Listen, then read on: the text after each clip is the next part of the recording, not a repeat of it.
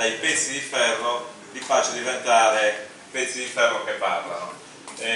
Lui è stato vicepresidente di Confindustria Nazionale e io ho avuto l'onore di sedere con lui nel Consiglio nazionale.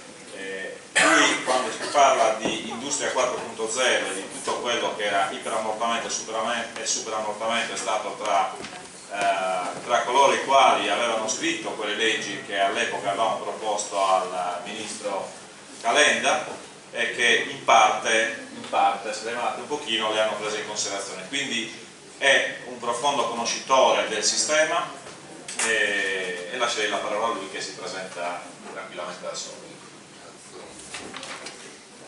Buongiorno, complimenti, veramente.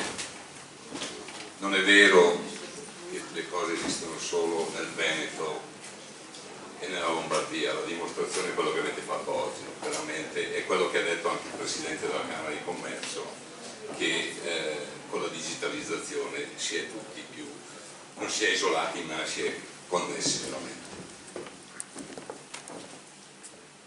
Avete detto tutto. Ma io vorrei parlare dal punto di vista dell'imprenditore. E tutto questo c'è. Manca una cosa, vedo che i ragazzi sono andati via, delle tecnologie abilitanti, ne manca una importante, che sono i giovani. E come tutte le tecnologie abilitanti, dobbiamo portarle in azienda, seguirle e farle sfruttare. Quindi noi abbiamo una tecnologia abilitante che sono i nostri giovani da portare nelle nostre aziende, che più delle volte si dimentichiamo. Parla molto, devo parlare di innovazione e se ne parla tantissimo, però nell'impresa l'innovazione devo mettere in parte un'altra parola, velocità, e se io faccio solo innovazione una volta, l'innovazione, il prodotto si partiva, durava 20 anni, adesso in parte a innovazione devo mettere la parola velocità. Sapete cosa vuol dire fare innovazione con la velocità? Vuol dire gestire il caos, non con tutte le procedure, certificazioni e tutto. Questa è la cosa importante che noi dobbiamo fare. Dobbiamo gestire il caos, perciò fare innovazione, e quindi anche questo l'imprenditore deve cominciare a lavorare su questo.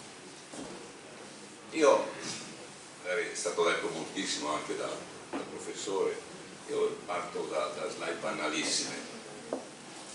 Io faccio automazione e macchine speciali, ogni giorno una macchina diversa, che può montare dall'orologio al freno della Ferrari, a catene per motosega, interruttori della luce, qualsiasi cosa, che vanno nel mondo. È una piccola azienda, ma ce ne sono tanti in Italia che fanno questo. L'Italia esporta di più su macchine speciali che la moda e che il vino, però non siamo capaci di comunicare questo, che il manifatturiero nostro non è solo la moda e il vino, ma è anche proprio sulle macchine speciali, e veramente il mondo ci chiede questo, perché siamo veramente all'avanguardia su questo. Quindi dobbiamo portare dall'industria pesante a un'industria pensante. Uso questa citazione perché io sono un meccanico. Tutte queste cose, non so l'inglese, tutti questi temi qua, digitalizzazione, intelligenza, benissimo tutte queste cose qua. Ma io devo lavorare, devo gestire la mia azienda, devo capire tutte queste qua e devo essere anche che mi porti qualcosa, non deve che essere solo moda. Quindi qua il termine digitale viene dal latino digitus, dito. Sulle dita noi contiamo e per questo digitale significa più o meno numerico. Ma alla fin fine è questo, io devo saper contare e allora dare un nome a un sistema piuttosto brillante per tradurre qualsiasi informazione in un numero. Partirei da questo.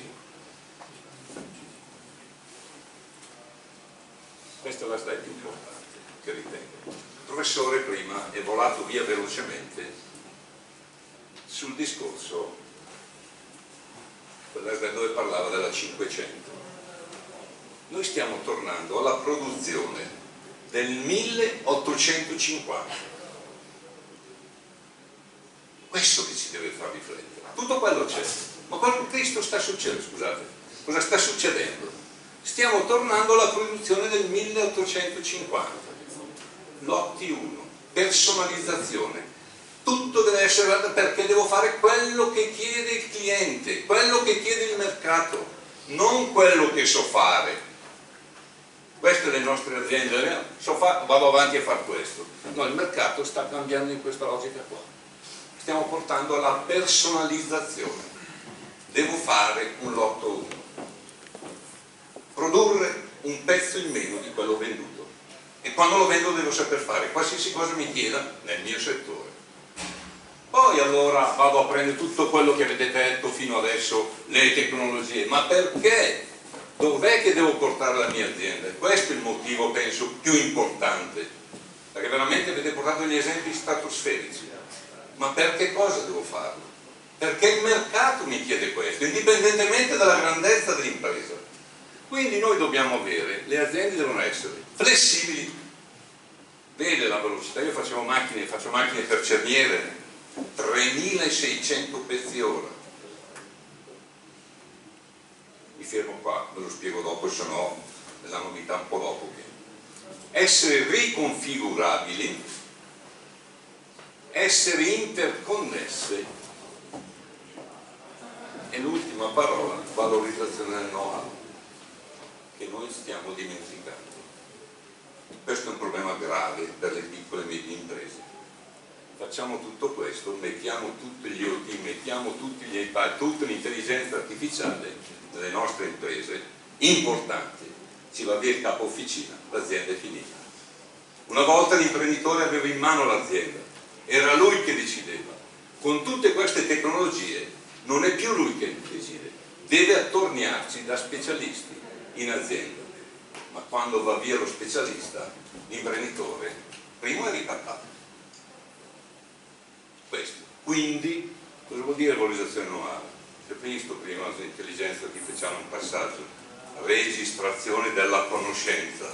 Tutto quello che entra in azienda deve diventare patrimonio dell'azienda, deve essere registrato, che indipendentemente dalle persone che devono essere a grande altezza, ma deve diventare patrimonio dell'azienda, specialmente nelle piccole. Io lo sto facendo nella mia azienda, lavorando in modo diverso, poi lascerò il mio pensiero, il mio decalogo come lavorare in azienda, perché devo lavorare in modo oggettivo, non più soggettivo, devo lavorare completamente diverso. Ecco, questo quindi è tutto quello che abbiamo detto stamattina, perché l'imprenditore lo deve fare. Questo è il concetto che lo sto provando, lo sto confrontando anche con molti altri imprenditori. Ma la cosa più importante, qualsiasi cosa noi portiamo in azienda deve creare valore. Faccio un esempio banalissimo. Io avevo fatto una casa domotica, l'ho detto prima, poi quando arrivo a casa la sera stanco, che devo andare là sull'iPad per accendere le luci, ho smontato tutto e ho messo un pulsante. Questo anche nelle fabbriche dobbiamo stare attenti. Io faccio automazione, ho dovuto smontare tutto perché l'intelligenza artificiale mi aiuta a fare l'interfaccia con la macchina, ma tutti sti iPad, quando sono lì che faccio un menu password e la macchina è ferma, io sto rimontando i pulsanti. Ecco, attenzione a queste mode qua, sto rimontando i pulsanti. Tutte le tecnologie devono servire a creare valore nell'azienda, ma non devo fare una macchina che poi ci vuole l'ingegnere atomico che non ho per far girare la macchina. Questo è un altro discorso importante. Dobbiamo lavorare e fare anche le macchine, ridisegnare le macchine, ridisegnare le fabbriche in funzione dei tecnici che ci saranno. Sì, facciamo adesso dei corsi, benissimo, ma usciranno fra 4 anni, ma non so neanche cosa farò fra 4 anni, perché non è cambiato il mondo, è cambiato il futuro, non so cosa farò domani. Ecco, questo è il discorso specialmente degli imprenditori di essere. E l'imprenditore va aiutato. Per essere aiutato però si deve anche sedere e aprirsi e collaborare. Uso questo ogni giorno, qualsiasi settore siate, ne ho sentiti parecchi oggi, ogni giorno, qualsiasi impresa deve fare un gran premio, uguale, non c'è niente da fare, è come fare un gran premio, perché abbiamo la strategia, abbiamo i tempi, abbiamo gli imprevisti, abbiamo tutto questo da fare. però noi guardiamo il Gran Premio. Perché uso il Gran Premio come stimolo? Perché lo uso anche per i giovani. Perché come faccio a dirgli vieni a lavorare nella mia azienda? Dico guarda che io faccio un Gran Premio tutti i giorni, devo fare un Gran Premio perché ho le strategie o tutto. Come presidente del Digital Innovation Hub, che sto intervistando parecchie aziende e vedendo anche i risultati che escono, come vedete un Gran Premio dov'è che si vince? Si vince al pistone. Si vince al pistone. E se parto dal Gran Premio di Formula 1 qualche anno fa, 20 anni fa, 30 anni fa, poi avrò un piccolo filmato, c'era il meccanico che diceva al pilota non capisci niente e l'altro che macchina di che mai dato, era questo. E questo succedeva anche nelle nostre fabbriche, il capo officina o con gli altri. Poi è arrivata la telemetria. La telemetria ti dice no, se te è un pilota che la macchina è a posto, quindi anche nelle fabbriche è arrivato il discorso monitoraggio o non monitoraggio. Quindi, bene o male, sta succedendo questo. Nelle fabbriche arriva la digitalizzazione, se voi andate sul muretto ci sono i computer, anche nelle nostre fabbriche tutti questi computer, ma il Gran Premio si vince al pit stop. E il pit stop interviene il capitale umano. Lì non entrano robot, non entrano braccialetti, non entrano iPad. 4 secondi, e c'è il capitale umano che interviene, la squadra e tutto. Perché porto questo esempio? Mi riferisco ancora al passaggio iniziale. Noi dobbiamo arrivare all'8-1. Il nostro pit stop è il cambio produzione. Quando noi dobbiamo avere le macchine, aziende flessibili, andare in quell'ottica di produrre un pezzo in meno, è il pit stop. Noi abbiamo fabbriche troppo vecchie col pit stop, non i macchinari. Quando io devo cambiare sulla Formula 1 una ruota, un bullone metto e la macchina è già assettata in funzione di quelle gomme. Noi quando facciamo un pit stop, un cambio produzione, passano 3 giorni perché abbiamo 28 viti da svitare con 8 chiavi diverse. E per questo stiamo andando avanti molto con la digitalizzazione, ma le nostre fabbriche non le abbiamo preparate su quella logica qua, del pit stop. Vi faccio vedere un esempio, fate partire questo filmato, magari l'avete già visto.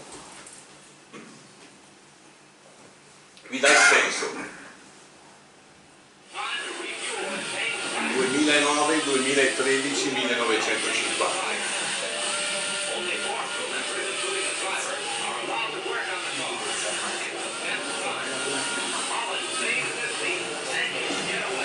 Noi siamo qua, in certi campi.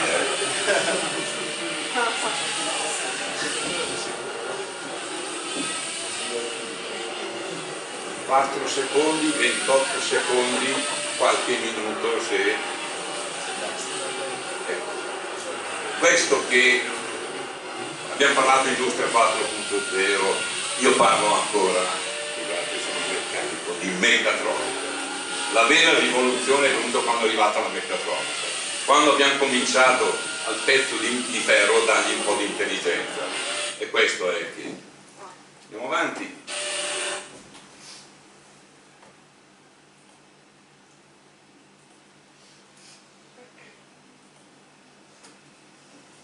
Adesso vado un po', perché sono qua, queste sono le cose che io ho provato a trasmettervi come imprenditori.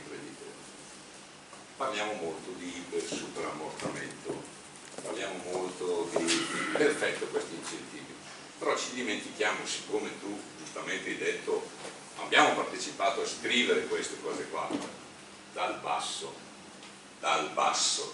vuol dire da piccoli imprenditori, perché qua c'era dietro un ecosistema che poi vi spiegherò, che è molto importante. Vedo già che qua sta già funzionando e mi fa molto piacere. Noi ci siamo dimenticati sempre che in questa digitalizzazione, in quei pilastri, c'era finanziare la ricerca, potenziando i cluster, e i dottorati, creare competence center e digital innovation hub, che poi si chiama INOP.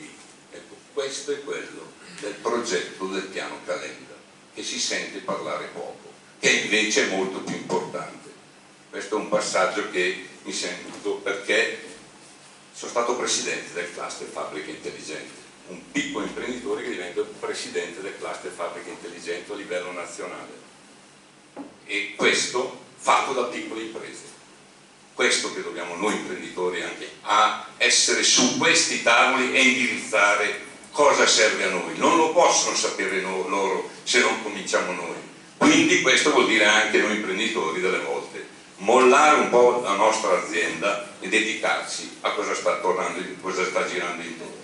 Non voglio offendere i nostri consulenti, che sono bravissimi, ma non possono essere un consulente. Il giorno prima era come l'università, era 2.0, in una notte diventano 4.0. O tutti insieme facciamo un percorso di trasformazione, oppure, e non va bene che si crei parassitismo intorno alle piccole imprese, perché magari non è preparato. Dobbiamo aiutare le piccole e medie imprese. Questo è l'ecosistema che pochi sanno. Questo è il mio ecosistema, perché giustamente è stato fatto vedere l'ecosistema in Germania cosa fanno, ma non in Italia cosa si fa. Certo, quando c'è un cambiamento forse non si sanno tutte le cose.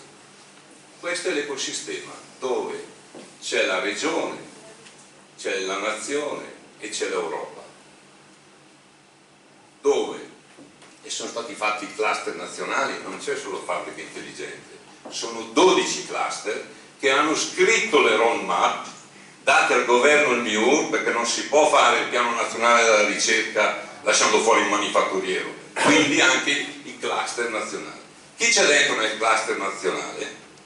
Piccole imprese, grandi imprese, università, centri di ricerca e regioni, in funzione della loro smart specialization. Insieme si scrive la roadmap del fabbisogno della nazione, che poi le regioni, non si può fare una politica nazionale e regionale diversa quando dobbiamo competere con l'Europa e con gli altri paesi. I cluster hanno questa funzione, sono stati voluti dal MIUR, sono 12, erano 9, adesso sono 12, e stiamo scrivendo le 9 roadmap.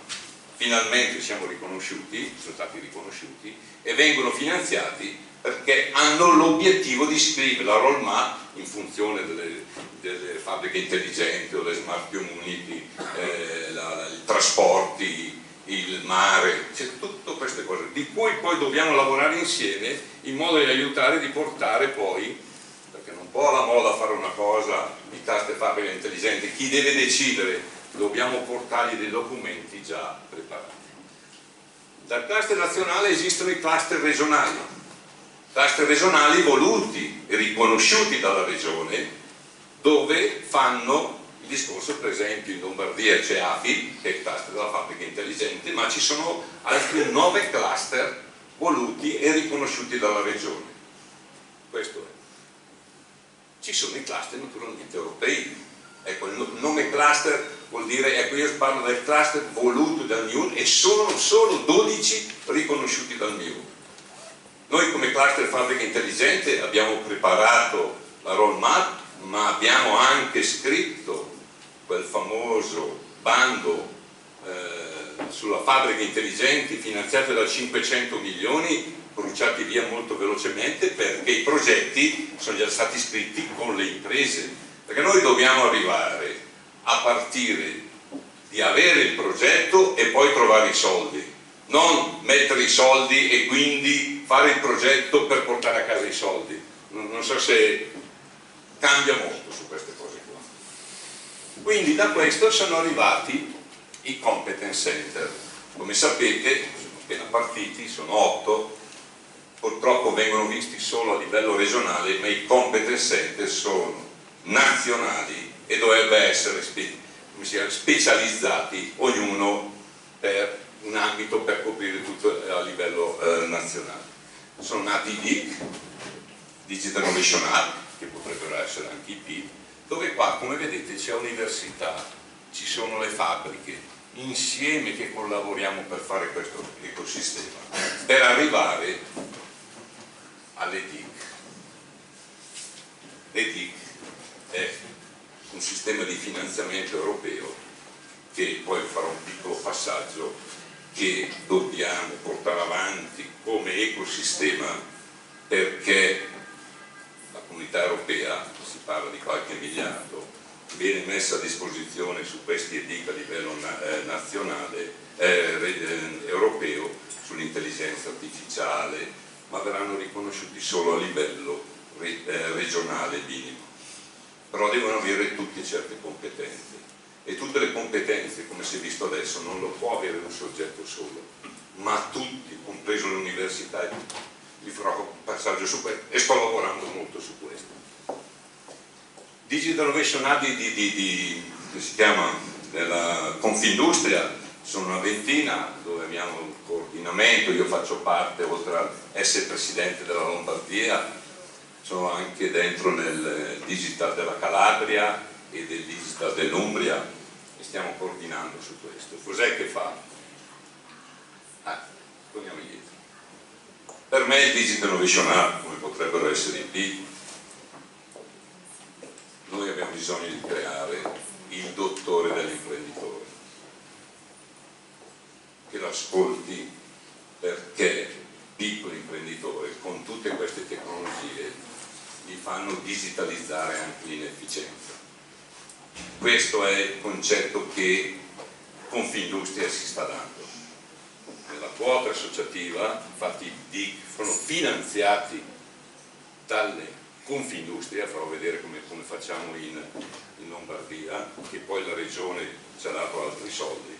Noi abbiamo bisogno di creare il dottore dell'imprenditore, che ti visito, ti dico come sei messo, dove sta andando il tuo mercato, e ti do una piccola roadmap. Non faccio solo la maturità digitale, non faccio solo l'assessment, ma ti do cosa che devi fare, e mi fermo e non fatturo niente. Adesso vai dagli specialisti che ti ho già dato una roadmap cosa devi fare. Questa è l'esperienza che sto portando avanti in Lombardia con grande, non tocca a me dirlo perché sono il presidente, ma veramente un grande successo. Mi dicono, è una delle, diciamo, che mi stanno dicendo, la vera cosa importante che Confindustria sta dando adesso in questa trasformazione indispensabile, e ce lo dà, tra parentesi, gratis, perché questo è un altro problema. Far sedere un imprenditore a fare tutto un sondaggio che sono 4 ore, l'imprenditore è sempre lì, scusate, con le mutande di ghisa, questo qua cosa mi vuol vendere, questo qua cosa mi vuol vendere. E questo è perché poi l'imprenditore, quando capisce che non c'è più l'imprenditore, c'è lì tutta l'azienda, perché i vari temi che si affrontano. Questi sono gli 8 competence center a livello nazionale, probabilmente lo sapete, dalla Lombardia, e questi qua, il digital fa questo, diciamo, assessment, prepara l'azienda e li prepara a portare al competence center per cominciare a fare progetti di trasformazione. Questa è la Lombardia, non è che volevo, però com'è che stiamo operando? Lombardia ho 10 territoriali di Confindustria. Il problema grosso è anche questo qua, coordinarci, non fare doppioni, ogni territoriale fa una cosa. Allora è stato fatto, questi sono 10 territoriali, è stato costituito il Digital Innovation Hub Lombardia, ogni territorio, se vuole, ha le sue antenne. Per esempio Bergamo ha l'antenna con dentro il chilometro rosso, l'università, la banca, che però è sempre coordinato a livello della Lombardia. Quindi qua sotto, perché sennò ogni iniziativa è sprecata.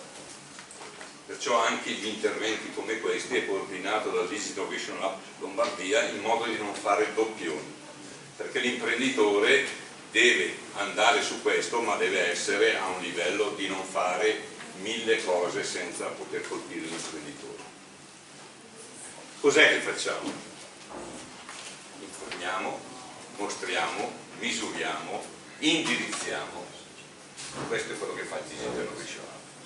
Ho assunto un manager tolto dalla Pirelli, quello che ha venduto la Pirelli e lavorava in Unità Europea, l'ho messo a disposizione delle imprese per fare questo. Questo è un altro discorso. Attenzione a far parlare con l'imprenditore che mandiamo delle persone bravissime tutto che non hanno mai visto l'azienda. Attenzione, bisogna proprio qua, perché è la scelta dell'impresa che si fida e gli faccio fare un percorso e se poi la distruggo è una cosa molto importante. E siccome c'è il marchietto di Confindustria, ci tengo molto che deve essere a un livello altissimo, se no non lo facciamo. Questo è il pensiero che sto cercando di portare. Cos'è che abbiamo fatto in Lombardia? Vedete che tutti i settori abbiamo intervistato, la grado di maturità non è così male di quello che ci dicono, vedo anche le altre cose. Ma perché? Perché le statistiche che abbiamo noi sulla digitalizzazione o le fa chi deve vendere qualcosa, scusate, o delle associazioni che rappresentano 80, 90, 100 associati. Qua sono 770 assessment fatti. Questo è un altro discorso importante che mi sono battuto. Non può un territorio fare un assessment che non va in un contesto di avere una statistica unica. Quindi anche i PID sono importanti, ma che ci sia una statistica che non è che un PID fa una cosa, l'altro fa l'altro, l'altro fa l'altro. Noi abbiamo bisogno di queste statistiche quando noi andiamo in Europa e picchiamo giù cosa vale il nostro manifatturiero, la nostra Italia. Non voglio contraddire il professore, non è vero, lo parlo da imprenditori, che le piccole e medie imprese non fanno ricerca, perché l'Italia è l'unico posto che la ricerca la posso scaricare e quindi io non la metto a bilancio. Non mettendola a bilancio non esiste, e questo è il problema, che io che investo il 18% del mio fatturato in ricerca, se lei va a vedere nel mio bilancio non c'è. Questo è il problema, che attenzione, perché questa è una cosa veramente che, come io faccio le cose, metto su, perché se dovrei capitalizzare devo pagare le tasse e se la capitalizzo me la trovo nel bilancio, mi va nelle statistiche, ma io ho pagato le tasse. Vorrei dire, non c'è l'agenzia di entrate qua. Ecco, questo è un piccolo passaggio che succede, perché io quando faccio una ricerca la scarico tutta, a meno che sia una ricerca con l'università sulle cose, ma su una cosa che porto avanti in azienda, che porto avanti nelle cose, io la metto dentro nei costi e non esce nel bilancio, non esce. Ecco, questo è un altro discorso che bisogna, non siamo proprio così indietro, perché sennò non saremmo una seconda manifattura europea, non sapremmo che tutti vengono da noi se sembra che le nostre piccole non fanno impresa. C'è qualche problema, sono d'accordo, però qua sono